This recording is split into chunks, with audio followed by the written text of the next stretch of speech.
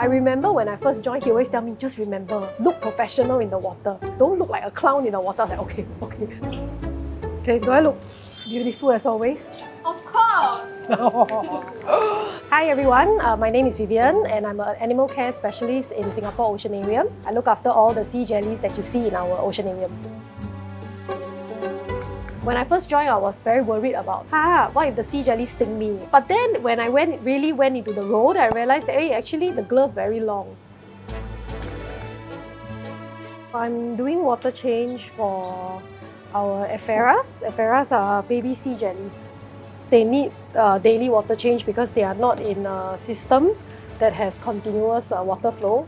After feeding, they will secrete waste, so we need to do the water change after feeding them every day. Really falling in love with the underwater and marine creatures is actually when I discovered scuba diving program in Philippines. For the first time, I went underwater and I really saw how quiet and beautiful life is. So as much as we want to be fast, we have to make sure that we are not too rough when we do this, because if we are too rough, we might damage them because of like how delicate they are, right? So this is like clean water. So after taking them out, we put them in clean water. All sea jellies, there's male and female, and then the male and female, they usually, most of them in general, spawn in the water. And then once these eggs get fertilized, right, they'll turn into what we call a planula. And planula swims around and then attach itself on like a reef, a shell, or a rock, anywhere, anything.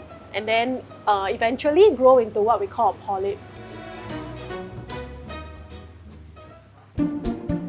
So when I first started, I don't know anything about sea jellies, right? I only know the basic. So I really read a lot of scientific papers until I got a lot of information. Then I start to, prioritize on one species, try to unlock the life cycle and try to breed them well.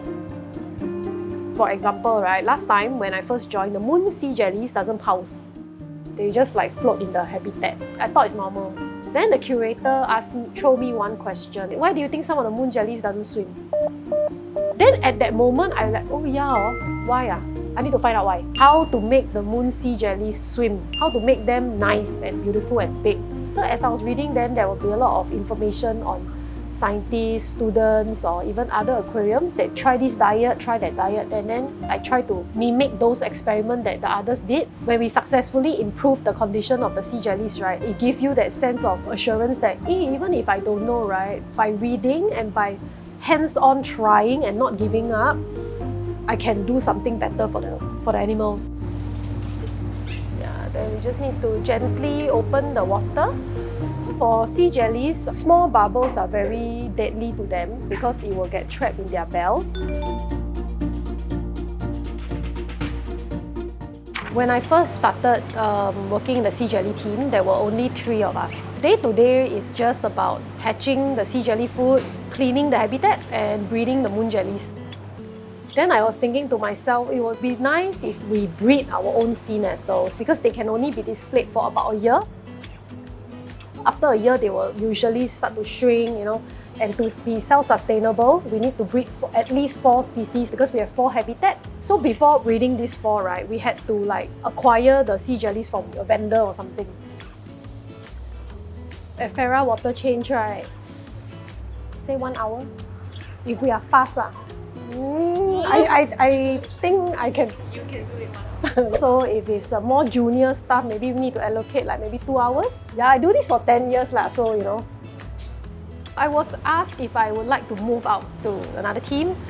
I'm like, no, why? Why? Am I not doing well? Am I not contributing? I wanted to do more. We are breeding several different species in Aquis Lab. So one of the more popular species is the white fried egg sea jellies. So if you look closely at them, right, in the middle of the bell, after feeding, when they are full, they actually look like sunny side up.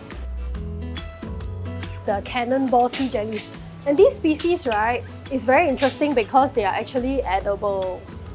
The Atlantic sea nettles, we are also breeding them here. Actually, we breed all our sea jellies. But for these species, you can see we breed them very, very well. That's why there's so many of them.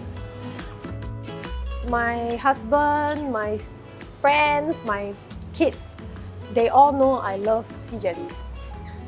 For me, it's like the love is not in a particular sea jelly.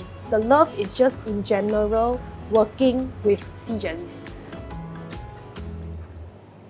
I strongly believe in having your own dreams and your own goals. I don't feel that we should give up anything when we get married or when we become a mother.